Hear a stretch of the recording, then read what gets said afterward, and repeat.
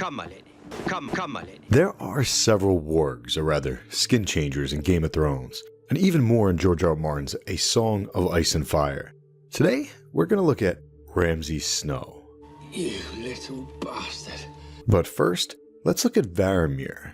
Varamyr is one of the most epic skin changers of the entire story. Varamyr Sixskins, who simultaneously skin changed up to 6 animals. He was pretty skilled.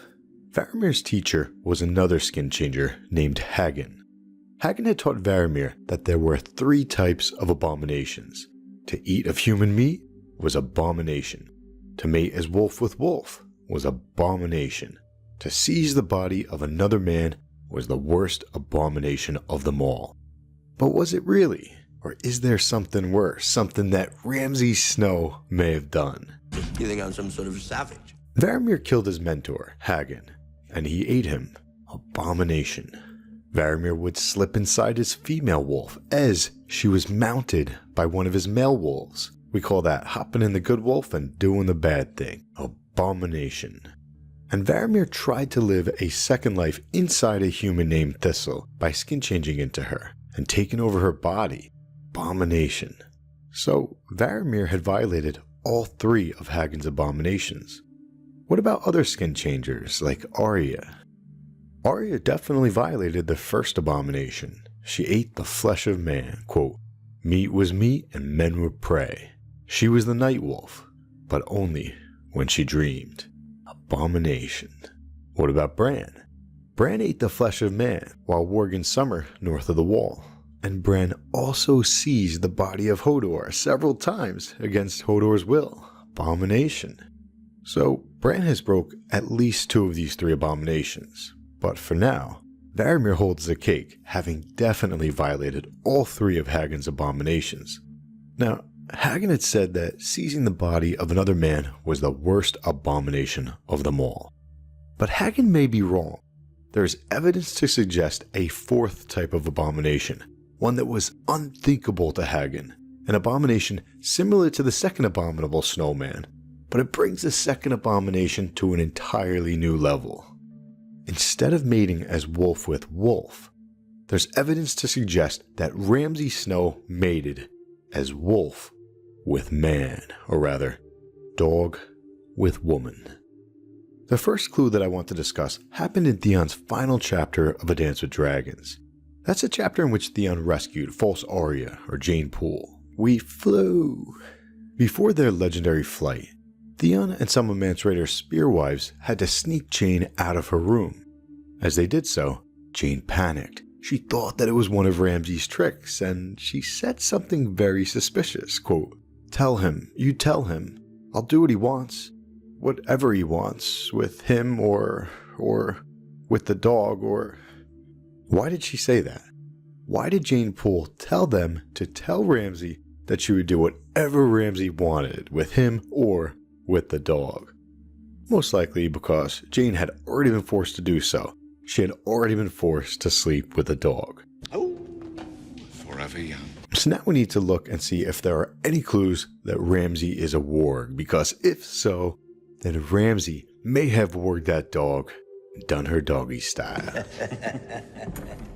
Let's start with the age-old smell clue. Ramsay's first servant was a boy named Reek. Reek smelled very bad, though not for want of washing, according to Roose Bolton. The original Reek smell was just something that he was born with. When Ramsay showed up at Winterfell, he showed up smelling terrible as well, and Ramsay made sure that Theon was always stinky. According to Big Walder, Ramsay liked Theon stinky. So, because of all this, fans came up with the smell test theory, which suggested that Ramsay had been warging his beloved hunting hounds so much that Ramsay had adopted some of their traits. Ramsay had become part dog and eventually had grown to enjoy bad smells, the way that dogs do. If you acquire a reputation as a mad dog, you'll be treated as a mad dog. But this theory is flawed. There's a reason that Ramsay showed up to Winterfell smelling bad. Because Ramsay had committed crimes. So when he showed up to Winterfell, he was in disguise. He showed up smelling bad on purpose, as he was pretending to be his smelly servant Reek when he was captured. What about Theon? did Ramsay actually like that Theon smelled bad?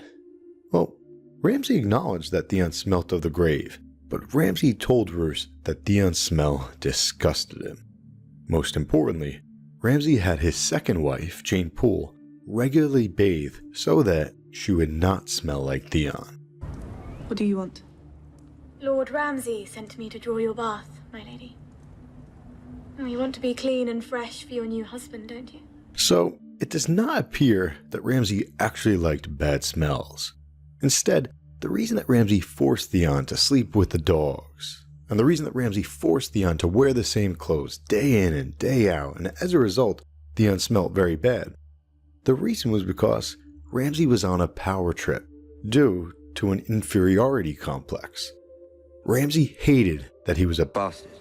Treating Theon like an animal made Ramsay feel like a man. You reek.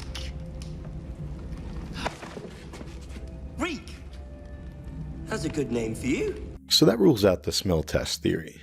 But there are clues, much better clues, that Ramsay is a warg. Very high level. All magic in this story comes at a cost. Only death pays for life. In terms of skin changing, the cost is a soul swap of sorts. You become part of the animal, and the animal becomes part of you. As Haggon explained to Varamyr, wolves and women wed for life. You take one, that's a marriage. The wolf is part of you from that day on, and you're part of him. Both of you will change. We saw this concept of the partial soul swap very clearly when Bran's direwolf Summer attacked Jojen Reed early in the story, quote, "It's your anger, Bran, your fear. It isn't, I'm not a wolf," yet he'd howled with them in the night and tasted blood in his wolf dreams. Part of you is Summer, and part of Summer is you. You know that, Bran.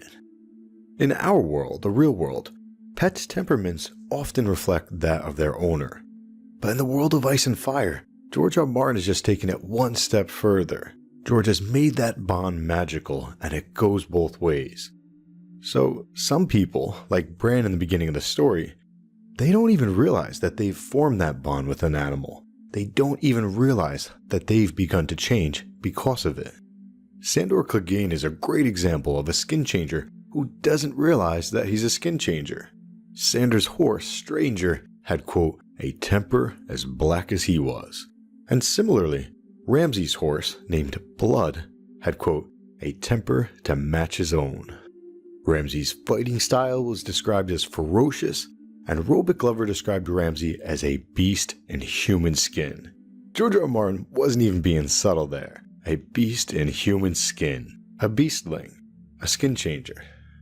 Let's go back to Haggon though. Haggon had said that dogs were the easiest beast to bond with. They lived so close to men that they were almost human.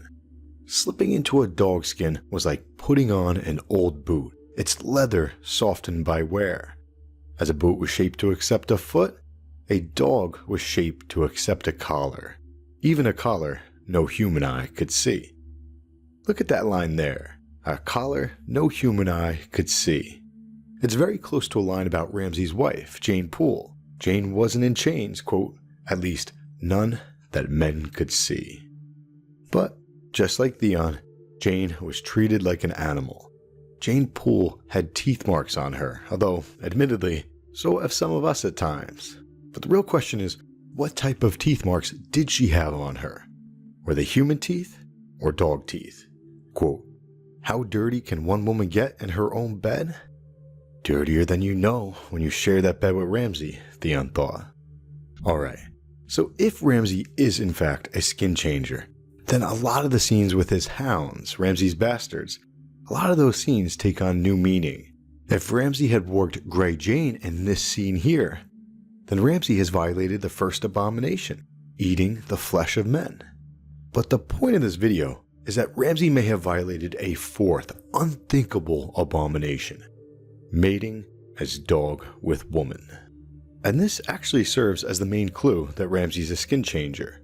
So Ramsay's character arc centers around the concept of rape, which I'm going to refer to as shagging a few times so that the video doesn't get taken out of context and taken down. Alright, Ramsay shagged both of his wives, Lady Hornwood and Jane Poole. Ramsay would hunt peasant girls, then shag them. and kill them. Ramsay even named some of his hunting hounds after those peasant girls, at least the ones that gave him good sport, girls who had made it a good chase. So Ramsay loved shagging, and the apple didn't far fall from the tree. You've never asked me about your mother. She was the miller's wife. Apparently they'd married without my knowledge or consent. So I had him hanged, and I took her beneath the tree where he was swaying. So Ramsay himself is a product of rape. His whole arc is centered around rape, from his birth to his favorite pastimes. So from a storytelling perspective, Ramsay's arc comes full circle if he is in fact a warg who did Jane doggy style. Ramsay has his own way of doing things. The fourth unthinkable abomination.